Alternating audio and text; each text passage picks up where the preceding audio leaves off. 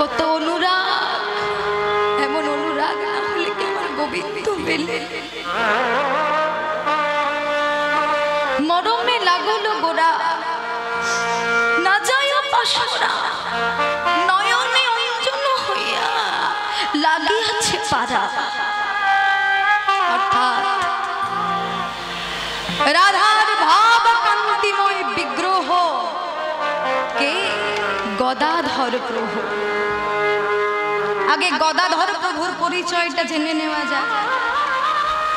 যেহেতু আমরা সচরাচর লীলা কীর্তনে শুনি, যেমন শ্রীধাম নবদ্বীপে যদিও বা বিষ্ণুপ্রিয়া তার সখীর সঙ্গে তার রূপ দর্শন করে বর্ণনা করছেন, বৃন্দাবন লীলাতে শুনে শ্রীমতী রাধারানী আমার সখীদের সঙ্গে রূপগুণের কথা বর্ণনা করছেন, কিন্তু এখানে কে বর্ণনা করছেন?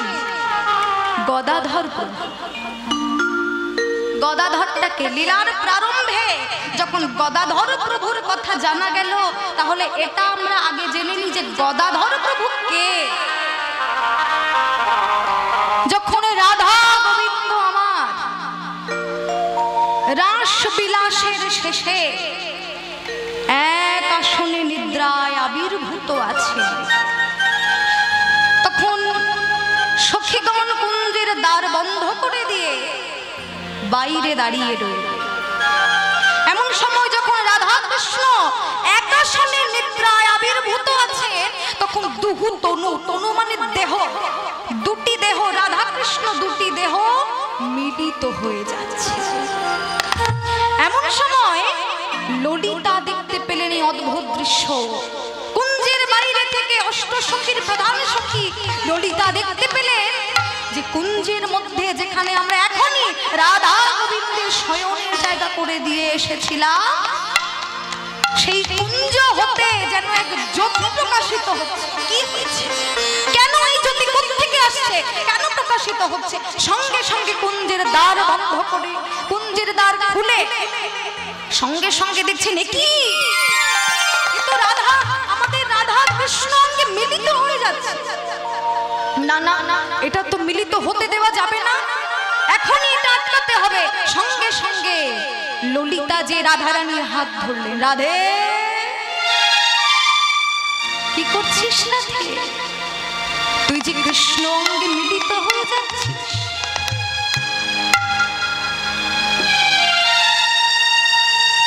একটু পরে আসো, তুই তো কৃষ্ণ অঙ্গে মিলিত হয়ে যাচ্ছিস। আরে তুই তো বলেছিস আমি কৃষ্ণ চরণ সেবা ছাড়া কিছু জানি না, আমি নয়নে আমার কৃষ্ণ রূপ ছাড়া অন্য কিছু দেখি না, আমি আমার গোবিন্দ চরণের সেবা ছাড়া অন্য কিছু জানি না। তাহলে তুই যদি কৃষ্ণ অঙ্গে মিলিত হয়ে যাস, তাহলে তুই কি করে নয়নে শ্যামরূপ দেখবি? কি করে কৃষ্ণ চরণের সেবা করবি? নিজের নয়নে কি নিজের রূপ দেখা যায়? নিজের নয়নে তো নিজের রূপ দেখা যায় না, তাই না?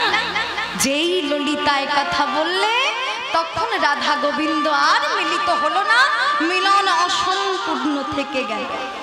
তা দেখুন, যেটুকু মিলন হয়েছিল সেটুকুই হচ্ছে রাধা কৃষ্ণ মিলিত আমার শ্রীকৃষ্ণ চৈতন্য মহাপ্রভু। আর যেটুকু ললিতা বলার পরে অসম্পূর্ণ থেকে গেল, সেটুকুই হচ্ছে আমার গদাধর প্রভু।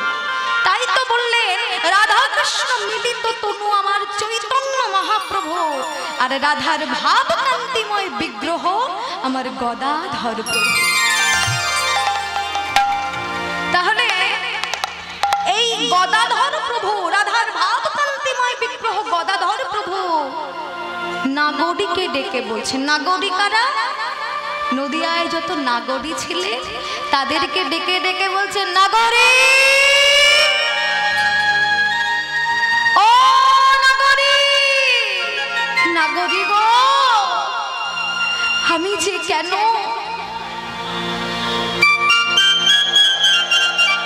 হৃদয় হরি বল হরি বল হরি বল।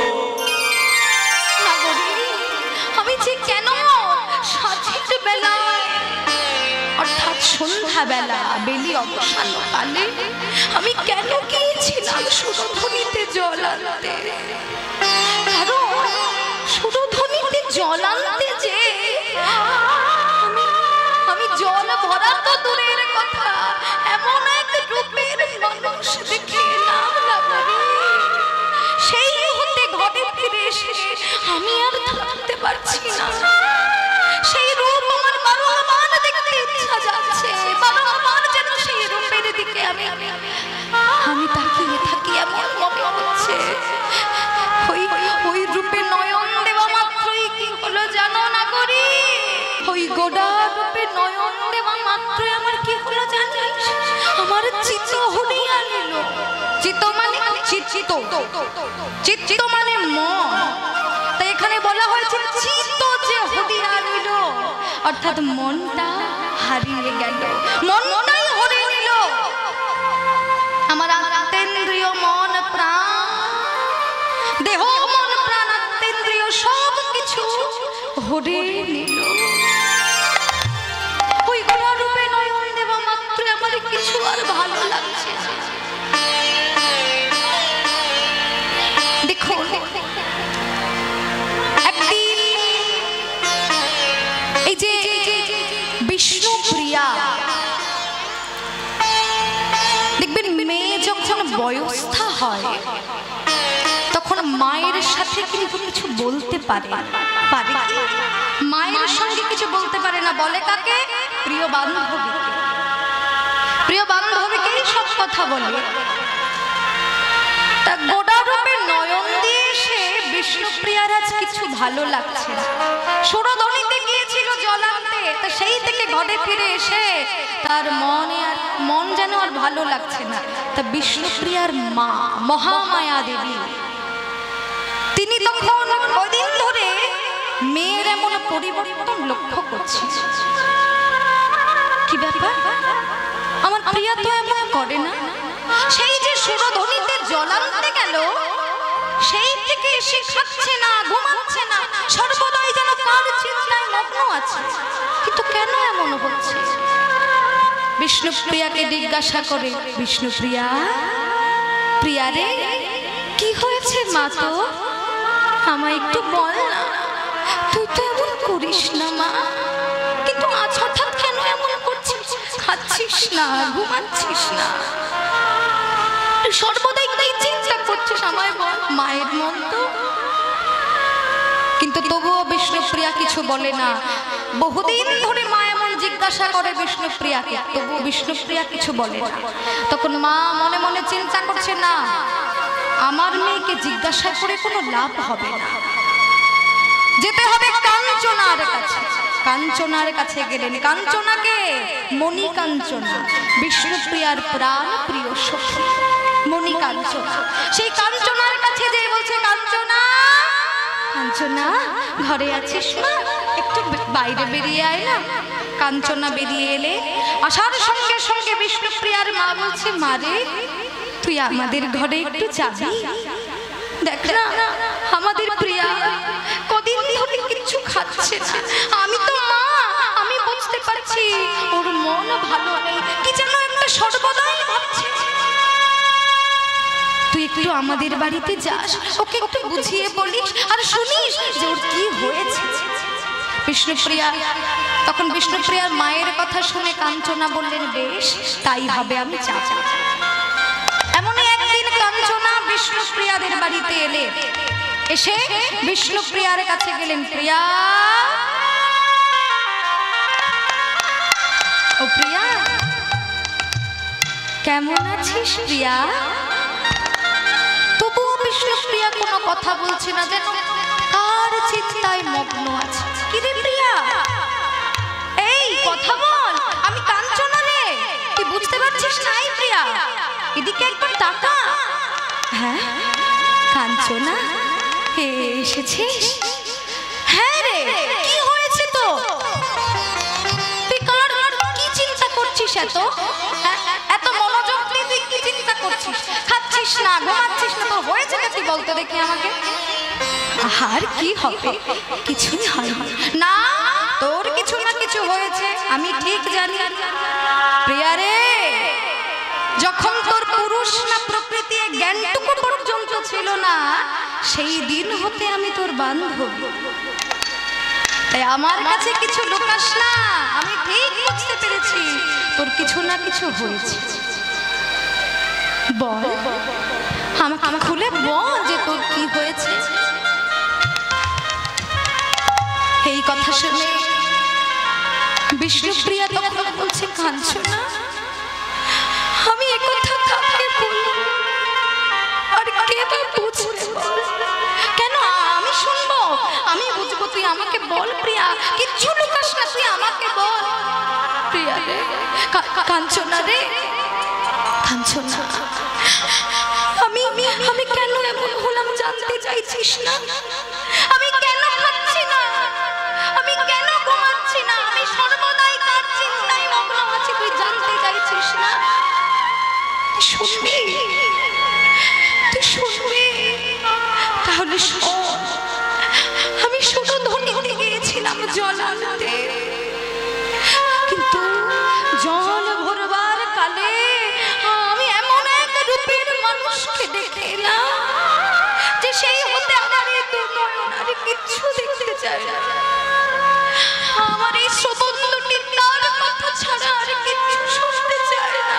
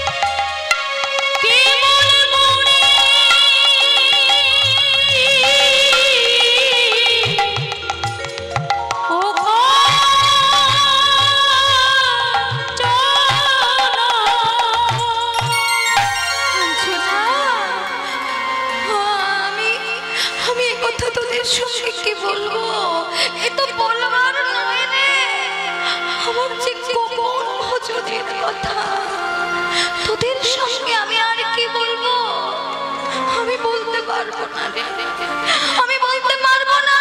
তার কথা বলতে গেলে আমার নয়ন জলবিন্দু ছুটে পড়বে, আমি বলতে পারবো না।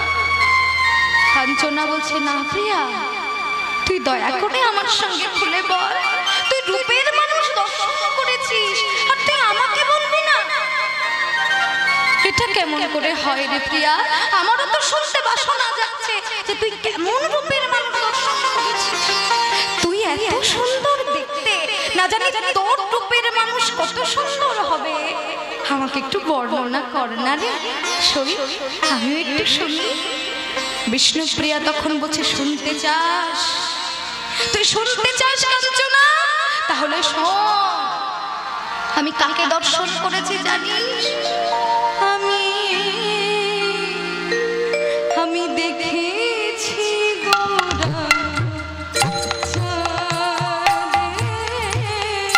দেখেছি গৌরাঙ্গ চাঁদে,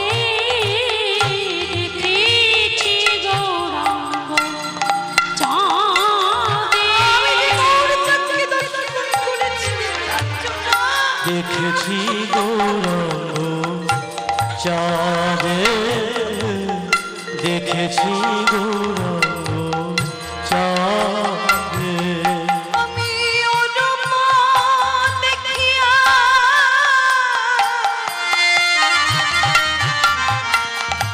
কাঞ্চনা,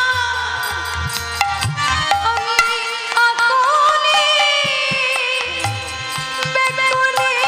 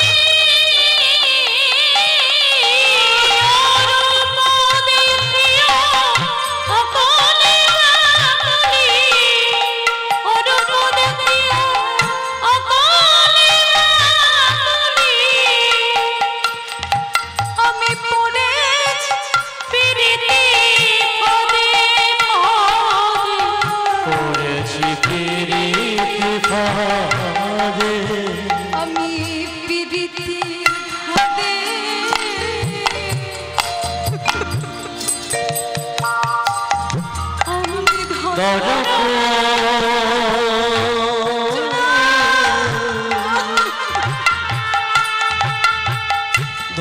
পড়েছি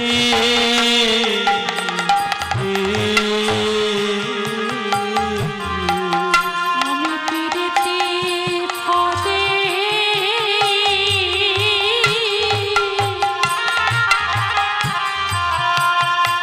ফাঁদে ধরা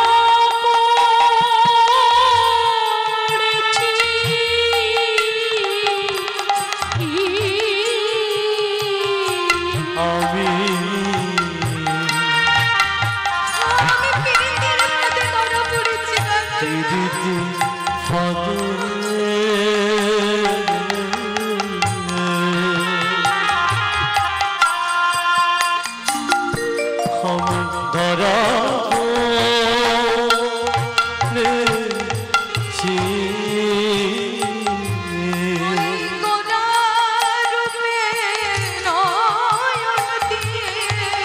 পিড়িতে ফাঁদে ধরা পড়েছি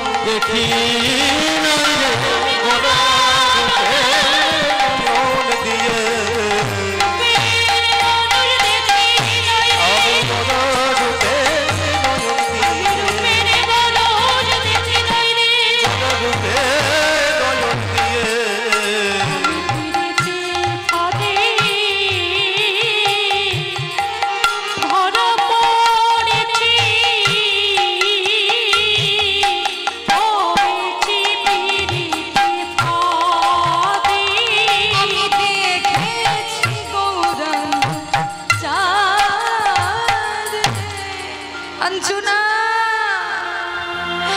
আমি গৌরাঙ্গ চাঁদকে দর্শন করছি তার রূপের ছোটায় আমার বলতে যা ছিল সব কিছু সে হরিয়ে নিয়েছে তার ওই রূপের ছোটায় আমি মোহিত হয়ে গেছি আমার বলতে আর কিচ্ছু নেই আমার বলতে আর কিচ্ছু নেই আমি পিড়িতির ফাঁদে ধরা পড়েছি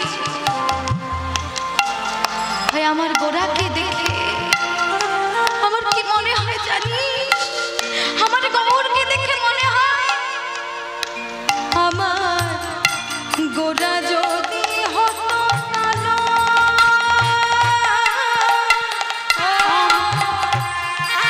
আমার গোরা যদি হতো কালো আমার গোরা যদি হতো কালো ওরা যদি হতো কালো আমি অঞ্জন করিয়া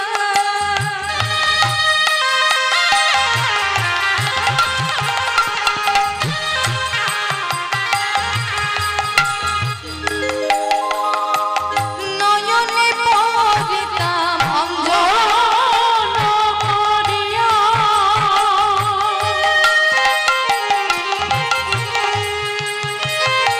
আমি নয়নে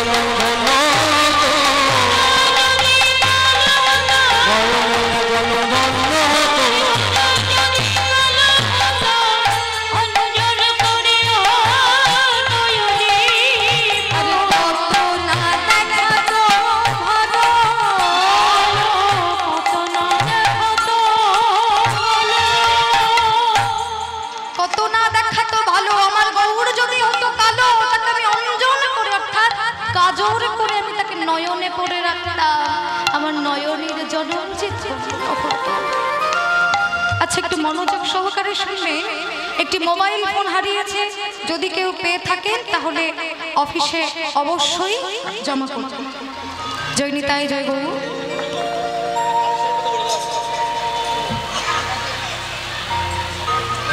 আর আপনারা বুঝতেই পারছেন, এই যে এত বড় অনুষ্ঠান চলছে, 4 দিন ধরে কীর্তন চলছে, এত বড় আনন্দ, মহাযজ্ঞ, হরিনাম মহাযজ্ঞ। এই হরিনাম মহাযজ্ঞে আসতে পারা, এই কীর্তন আস্বাদন করা, এ কিন্তু বহু ভাগ্যের ব্যাপার। এই যে অমৃত আস্বাদন, এই অমৃতের সন্ধান কিন্তু সবাই পায় না। যে পেয়েছে সে জানে যে অমৃত আস্বাদন কেমন। আপনারা এখানে আসতে পেরেছেন, আপনাদের কোটি জন্মের সৌভাগ্য। আমি আসতে পেরেছি, এ আমার বহু জন্মের সুকৃতির ফল। যে আজ আমি এত ভক্তের মধ্যে আসতে পেরেছি এবং ভগবানের নাম পরিবেশন করতে পারছি। যাই হোক, বাবা ভৈরবের কৃপা নিশ্চয়ই ছিল, তাই আসতে পেরেছি। যাই হোক, আপনারা সবই জানেন এখানে ভক্ত সেবা চলছে, রাধা গোবিন্দের সেবা চলছে। এখানে কত প্যান্ডেল, লাইট, মাইক, এত কীর্তন দল আসছে, এত হরিনামের দল আসছে, এর পেছনে তো অনেক অর্থের প্রয়োজন। আমি অবশ্যই এটা মানি, আর সবাই এটা মানবে যে আজ আপনাদের আনুকূল্যতার জন্য এত বড় অনুষ্ঠান করা সম্ভব হয়েছে। নইলে কি হতো? এই ভৈরবতলা কমিটির ভক্তবৃন্দ কি করতে পারত? আজ আপনাদের আনুকূল্যতার জন্যই তো পেরেছে। আপনারা সকলে মিলে কমিটির পাশে ছিলেন, তাই তো কমিটি পেরেছে। তাই আমি বলবো, যার যেমন সামর্থ্য, আপনারা কমিটি থেকে একটা রেকাবি নিয়ে যাচ্ছে, যার যেমন সামর্থ্য মুক্ত হস্তে দান করুন। মনে রাখবেন, এবছর যদি আপনারা দান করেন, আগামী বছর আরো এর থেকে বড় অনুষ্ঠান হবে, আরো ভালো ভালো কীর্তনিয়ার কীর্তন শুনতে পাবেন আপনারা। যদি তাই চান তাহলে দান করুন। যদি মনে করেন যে আমার জন্য আমি চাইছি, তাহলে 1 পয়সা দেবেন না। যদি রাধা গোবিন্দের সেবা ভালোবাসেন, প্রতি বছর ভালো ভালো কীর্তনিয়ার কীর্তন শুনতে চান, তাহলে দান করুন। দানে দুর্গতি খণ্ডন হয়।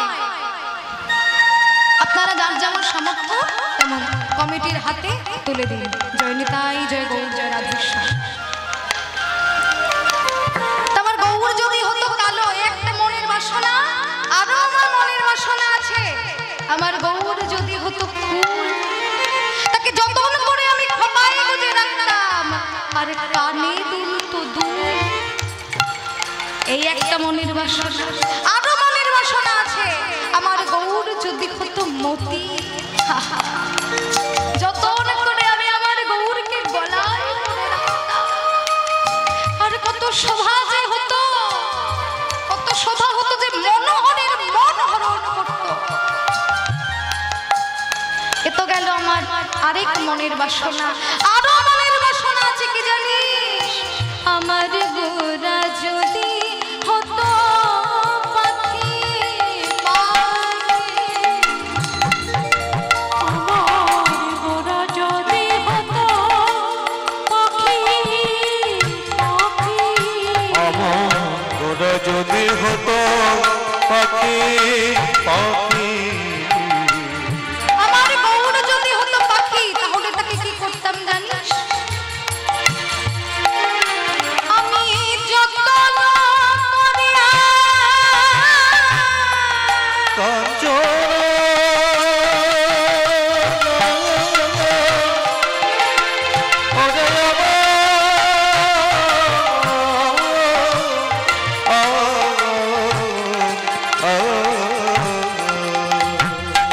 আমার গোরা যদি হতো পাখি, তাকে যত্ন করিয়া কি করতাম? তাকে যত্ন করিয়া পালন করিতাম।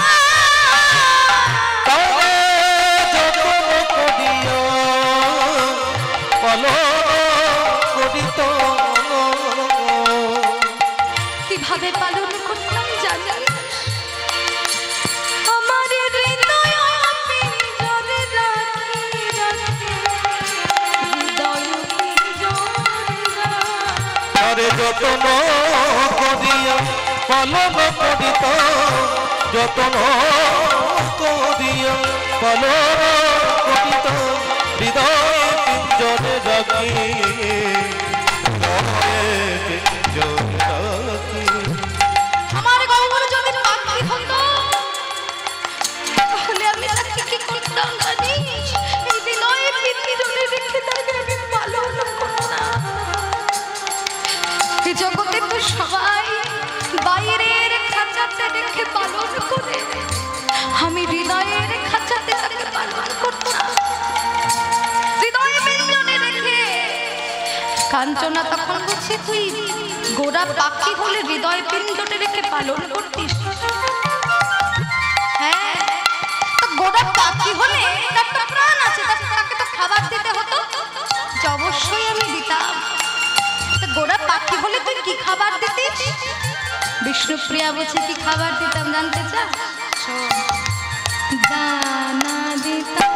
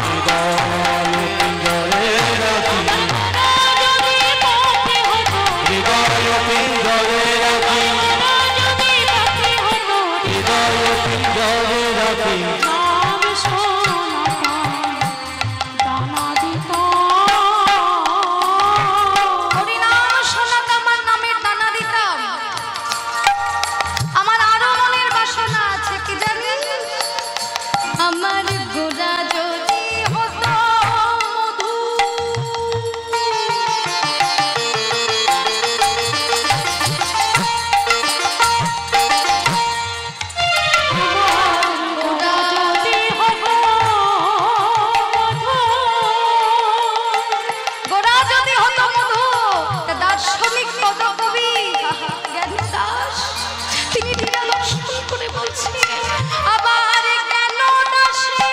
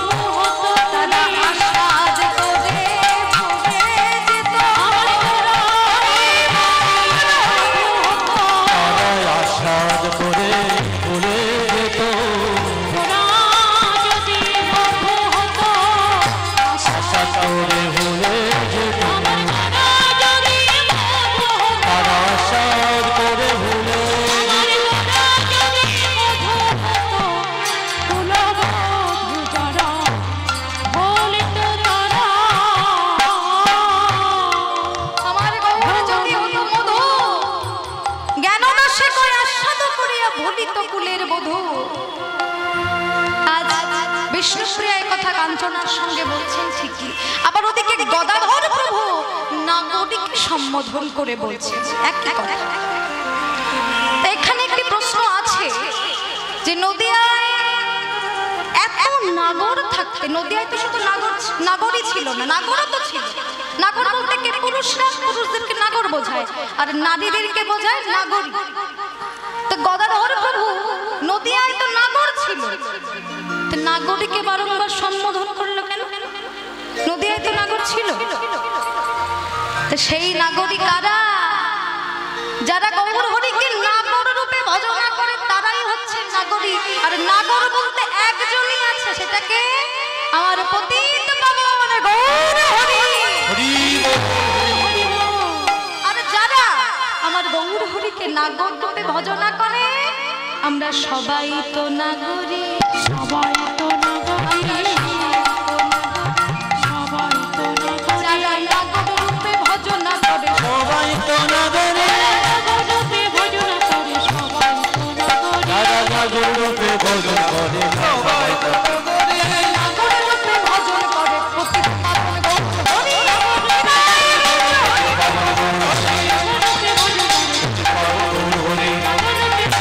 পতিত পাবন গৌর হরি।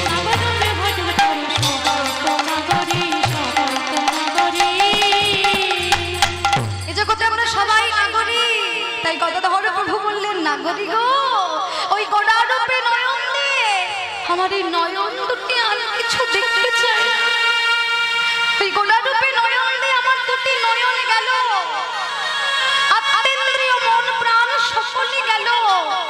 আর দেহের যে ষড়রিপু আছে, যারা দেহের অসুর সম, কাম, ক্রোধ, লোভ, মোহ, মদ, মাৎসর্য, তারা সবাই চলে গেল দেহ ছেড়ে। আর যখন মনের সঙ্গে দশেন্দ্রিয় গেল তখন রিপুগণের অবস্থা কেমন হলো না? তারা ধরা পড়ল। কোথায় ধরা পড়ল না? আমার গোরা চাঁদের রূপের জালে তারা সকলেই ধরা পড়ল। তা দেখুন, আমার গৌর রূপের নির্ণয় করা এত সহজ নয়, বড় কঠিন। তাই চৈতন্য চরিতামৃতে শ্রীল কৃষ্ণদাস কবিরাজ গোস্বামী বললেন, যা দ্বৈতাং ব্রহ্মোপনিষদে তদুপশ্যতনুভা না চৈতন্যত কৃষ্ণাৎ জগতি পরতত্ত্ব পরমীহ। অর্থাৎ কোটি কোটি ব্রহ্মাণ্ডে যিনি ব্রহ্মের বিভূতি, সেই বিভূতি হয় আমার কৃষ্ণ চৈতন্যে অঙ্গ কান্তি নিতাই।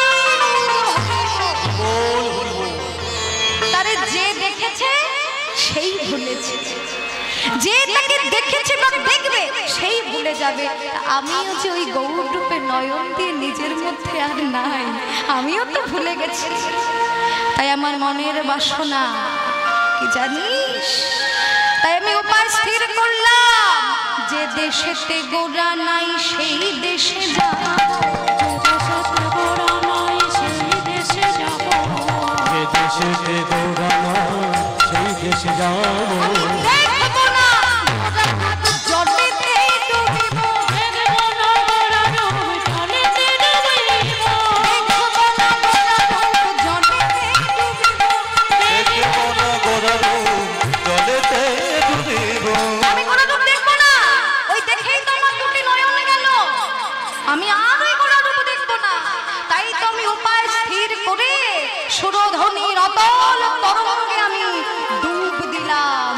কিন্তু সখী, ডুব দিয়েও কি দেখলাম জানিস? আমি দেখলাম আমি জলের ভিতরে ডুবি, আমি সেথা দেখি গোরা রে, আমি জলের ভিতরে ডুবি, আমি সেথা দেখি গোরা রে, আমি জলের ভিতরে ডুবি,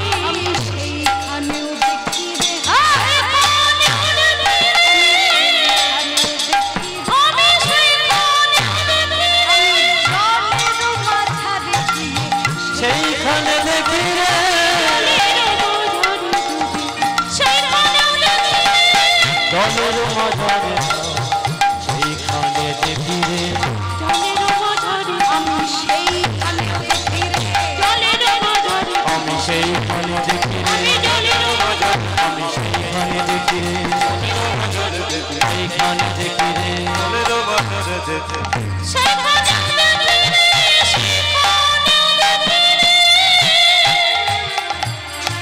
গোড়ারূপ দেখবো না বলে আমি জলের মধ্যে ডুবে গেলাম।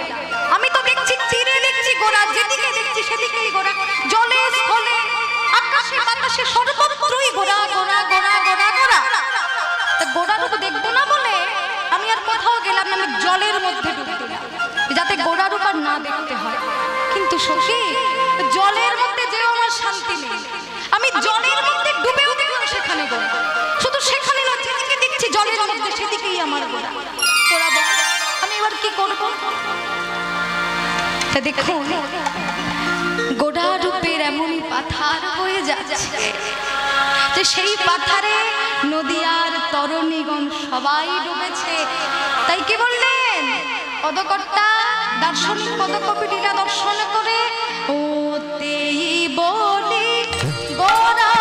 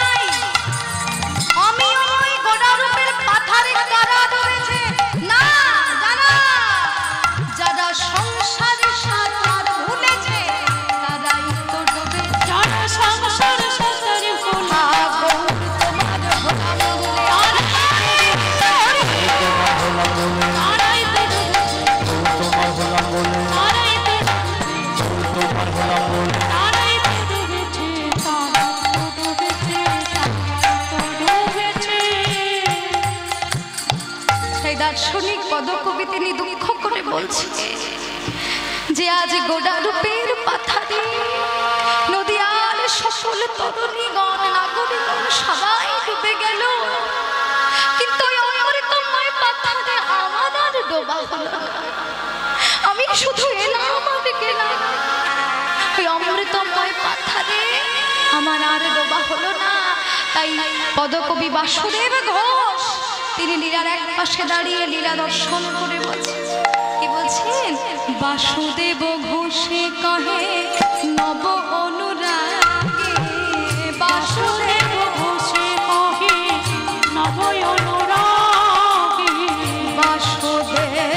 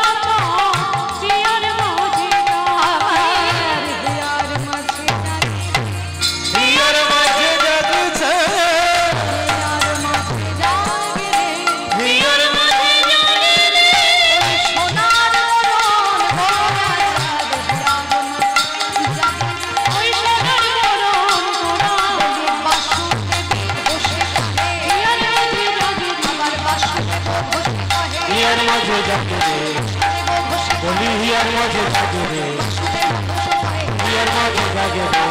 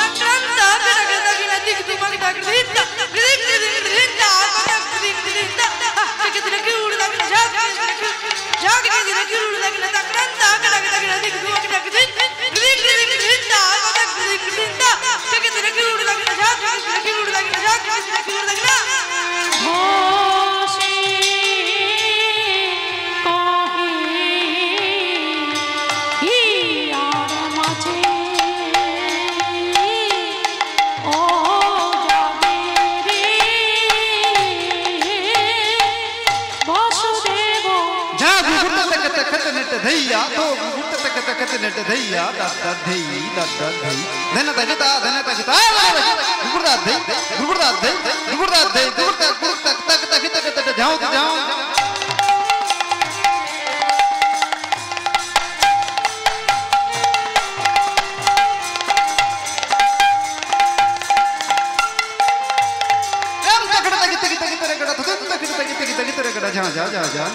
ना धी थो दही न दही कर जा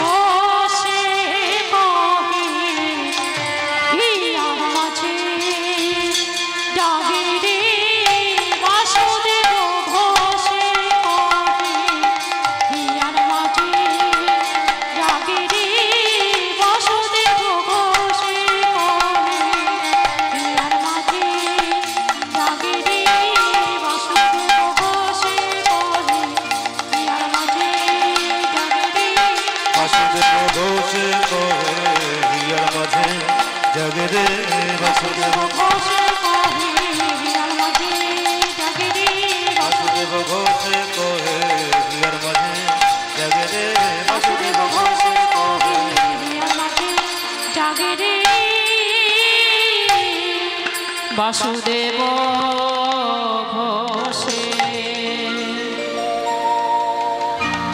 बृंदावन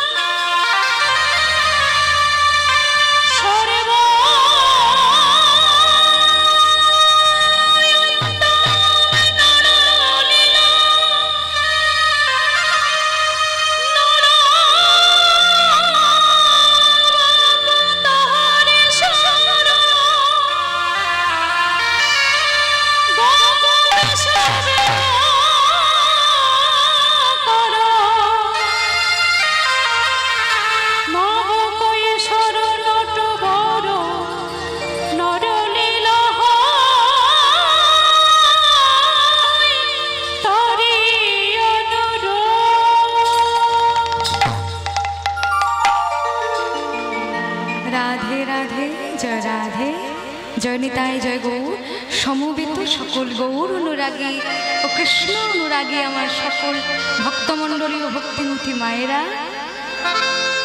সর্বপ্রথমেই রাধা মাধব এবং শ্রী শ্রী গৌর হরি ও নিতাই চাঁদের চরণে এবং বাবা ভৈরবের চরণে শতকোটি দণ্ডবত জানিয়ে